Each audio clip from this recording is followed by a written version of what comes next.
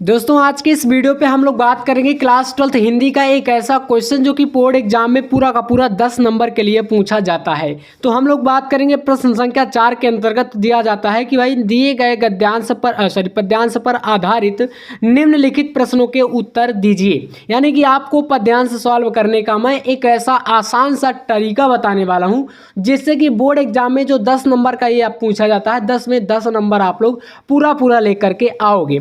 तो सबसे पहले समझते हैं यहाँ पर, वैसे मैंने इस पेपर को एक बार यहाँ पर कॉपी पर लिखा है, लेकिन यहाँ पर बताएंगे कि कहाँ पर आप गलती करते हो और कहाँ पर गलती आपको नहीं करना चाहिए, जो सबसे इंपॉर्टेंट चीज़ होती है। लेकिन पद्यांश की अगर बात करें, पद्यांश तो आप सॉल्व कर लोगे क्योंकि ये इजी रहता है भाई, इसमें यहाँ पर टोटल थ्योरी ही है और इसको आप आसानी से सॉल्व भी कर ले जाते हो। लेकिन दिक्कत कहाँ पर आती है तो फिर पद्यांश में, क्योंकि इसमें देखो इस तरीके से दिया जाता है। जैसे आपके सामने एक इंपॉर्टेंट सा दिया गया है, मेरे प्यारे नौ जलज से कंज से नेत्र वाले, जाके आए न मधुबन से और न भेजा संदेशा, मैं रो रो के प्रिय विरह में बावली हो रही हूँ, जाके मेरी सब दुख कथा श्याम को तू सुना दे। यानी यहाँ से लेकर के ये पूरा का पूरा क्या है दिया गया है। और इतना करने का आपके पास का, खा, गा, घा और अंगा टोटल 5 क्वेश्चन है। एक प्रश्न का मिलेगा 2 नंबर, मतलब कि आपको 10 नंबर यहाँ पर मिलेंगे। अब इसमें जैसे आप पहले तो बात यहाँ पर आती है कि पहचानना कैसे है। देखो इसको पहचानने के लिए मैं एक ट्रिक वाला वीडियो बहुत ही जल्द लेकर के आऊँगा कि आपको पद्यांश को कैसे पहचानना है किसी भी चैप्टर से आए, यानी जितने भी चैप्टर हैं सभी का ट्रिक आपके सामने आएगा बहुत ही जल्द।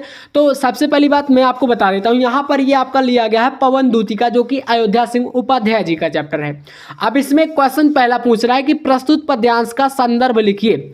अगर संदर्भ लिखने के लिए पूछेगा तो किस तरीके से लिखोगे, और कभी कभी क्वेश्चन इस तरीके से भी पूछता है कि दिए गए पद्यांश के पाठ का शीर्षक और कवि का नाम लिखिए।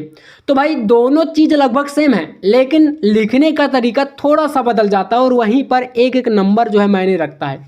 तो पद्यांश पूछेगा तो इस तरीके से आप पहले डालोगे प्रश्नोत्तर संख्या 4, फिर यहाँ पर उत्तर और 4 का आप लोग का नंबर देखिए। का नंबर में कह रहा है संदर्भ। संदर्भ में आपको लिखना है प्रस्तुत पद्यांश का शीर्षक पवन दूतिका एवं इसके रचयिता अयोध्या सिंह उपाध्याय हरिओध हैं। ठीक है, 2 नंबर प्यारे बच्चों, यहाँ पर इतना लिखने का आपका पूरा क्या हो जाएगा, क्लियर हो जाएगा। ठीक है, इसके बाद आइए दूसरा क्वेश्चन है, पवन दूतिका द्वारा किसको संदेशा भेजा गया। तो भाई आप पूरे चैप्टर में ही पढ़ते चले आए हो कि पवन दूतिका यानी कि पवन को, दूतिका मतलब क्या होता है, दूत बना करके किसी को संदेश भेजना। तो राधा जी किसको भेज रही है, तो कृष्ण जी को भेज रही है संदेशा। तो यहाँ पर किसको किसके द्वारा पूछ रहा है, तो आप इसका ख नंबर का आंसर लिखोगे कि पवन दूतिका द्वारा राधा जी ने श्री कृष्ण को संदेशा भिजवाया था। ये सेकंड क्वेश्चन है। डायरेक्ट आंसर देना है, भले एक लाइन में आप आंसर दो लेकिन डायरेक्ट देना है, ठीक है ना, स्पष्ट रहना चाहिए। इसके बाद गा नंबर क्वेश्चन है, रेखांकित अंश की व्याख्या। देखो अंडरलाइन पोर्शन यहाँ पर कहाँ पर है, तो जैसे मान लेते हैं, हमने यहाँ पर किया नहीं लेकिन मान लो कि आपको शुरू की 2 लाइनें हैं अंडरलाइन, शुरू की मान लेते हैं कि कितनी 2 लाइन, यहाँ से मेरे प्यारे नौजल से कंस से नेत्र वाले, जाके आए न मधुबन से और न भेजा संदेशा। ये 2 लाइनें हैं, इनका हमें करना क्या है, व्याख्या करनी है। तो गा नंबर देखो सबसे पहले इस तरीके से लिखोगे रेखांकित अंश की व्याख्या। ठीक है ना, हेडिंग डालना जरूरी होता है ताकि एग्जामिनर जो है कहीं पर भ्रमित ना हो, हर क्वेश्चन उनको क्लियर दिखे कि भाई कौन से क्वेश्चन का आंसर कौन सा है, आपने लिखा कैसे है। बिल्कुल 10 नंबर पक्का वाला तरीका है ये, ठीक है ना। अब 2 लाइनों का यहाँ पर व्याख्या देखिए, आपको कह रहा है कि मेरे प्यारे नौजलद से, यहाँ पर इस पहली लाइन में आप समझ पा रहे होंगे कि राधा जी क्या कर रही है पवन से, यही कर रही है कि मेरे प्यारे नौजलद से कंज से नेत्र वाले, यानी जो कृष्ण जी हैं उनको बोल रही है कि मेरे प्यारे कृष्ण जो है वो कैसे होंगे, तो नौ जलद से मतलब कि कमल के समान नेत्रों वाले।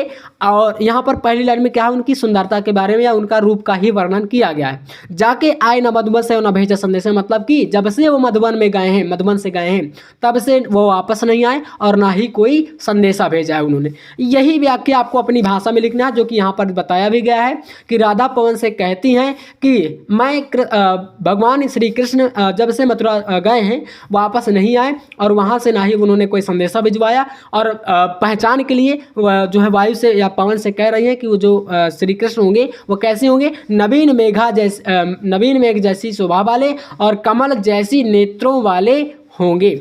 ये 2 लाइनों का व्याख्या हो जाएगा। इसके बाद चौथा क्वेश्चन, प्रस्तुत पद्यांश में श्री कृष्ण के सौंदर्य का वर्णन करिए। तो भाई इसमें यही चीज़ है, मैं बता दिया हूँ कि भगवान श्री कृष्ण नवीन मेघ जैसी शोभा वाले और कमल जैसी नेत्रों वाले होंगे। ये घा का क्वेश्चन है।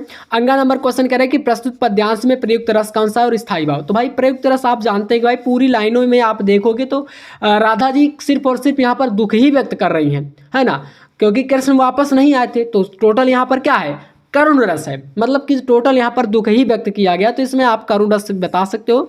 और करुण रस का स्थायी भाव आपको पता है कि क्या होता है, शोक होता है, ठीक है ना। तो शोक इसका स्थायी भाव और रस आपका कौन सा हो जाएगा, प्रयुक्त रस। तो करुण रस, स्थायी भाव भी पूछा है और रस भी पूछा है। तो बस इतना आपको कर देना है, और अगर इतना आप अच्छे तरीके से करके आओगे तो ये जो 10 नंबर वाला क्वेश्चन है 10 में 10 आपको मिलेगा। लेकिन हाँ, आपको ऐसे ही हर एक क्वेश्चन को क्लियर लिखना है, अच्छी हैंड राइटिंग में लिखना है, हेडिंग डालना है, जहां पर हाईलाइट की जरूरत हो, जैसे कि आपका कवि का नाम, पाठ का नाम, है ना, इनको ब्लैक पेन से लिख सकते हो ताकि थोड़ा सा और अच्छा दिखे। और अगर इतना करके आओगे तो भाई 10 नंबर पूरा क्लियर है, ठीक है ना। तो आज के इस वीडियो से अगर आपको कुछ सीखने को मिला हो तो वीडियो को लाइक करके चैनल को सब्सक्राइब जरूर करके जाइएगा। मिलते हैं नेक्स्ट वीडियो में नेक्स्ट टॉपिक के साथ, तब तक के लिए जय हिंद, वंदे मातरम।